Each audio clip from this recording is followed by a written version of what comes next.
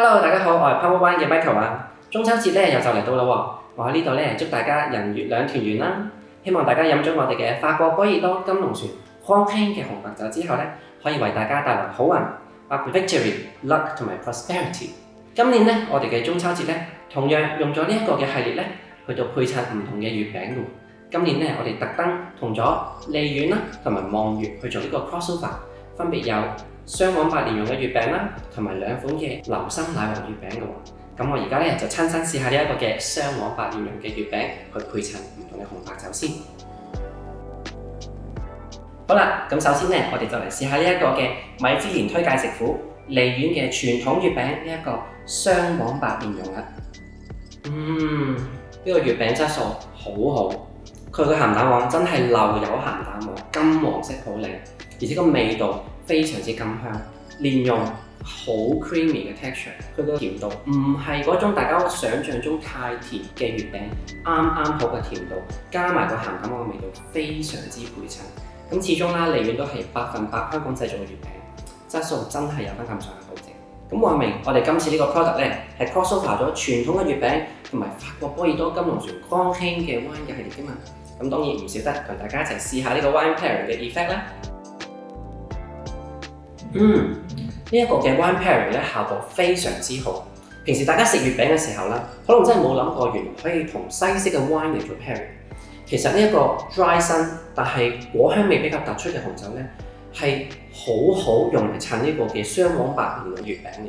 因為咧本身雙黃白蓮蓉嘅月餅咧，佢比較厚身，比較油膩感少少啦，可能嗰個 creamy 嘅 texture 會多啲啦。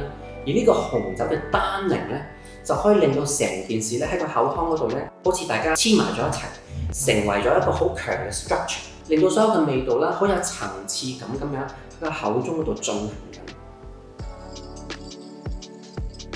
咁而家咧，我就試埋個白酒嘅 pairing 先，咁我自己益自己食多啖先。呢個嘅 wine pairing 效果同樣都係好神奇好好，因為全靠呢個白酒嘅酸度。白酒始終係一個比較高酸度嘅 wine， 佢喺呢一個甜嘅月餅嘅作用，首先就係提升咗酸度，令到成件事咧好清新。變咗你食一啖月餅，再飲一啖白酒嘅時候，佢幫你解膩，令到成件事有一個好清新嘅感覺喺度，真係食多幾啖都唔會覺得膩。好啦，咁對於呢個嘅雙黃白蓮蓉嘅月餅嚟講咧，其實紅同白咧真係各有各好嘅 pairing。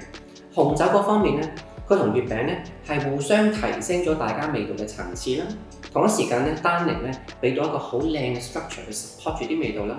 而白酒的話咧，就係着重佢個酸度同個月餅甜度嘅配搭，互相咧抵消咗一個 extreme 嘅味道，令到成個月餅咧成件事咧輕盈咗好多啦。食落去再飲酒嘅時候唔會覺得好重身啦，會好似 lift up 咗啦。咁同樣咧都係達到呢個解膩嘅感覺嘅。而兩個 pairing 咧都係令到個月餅嘅層次感咧係完全升華咗嘅。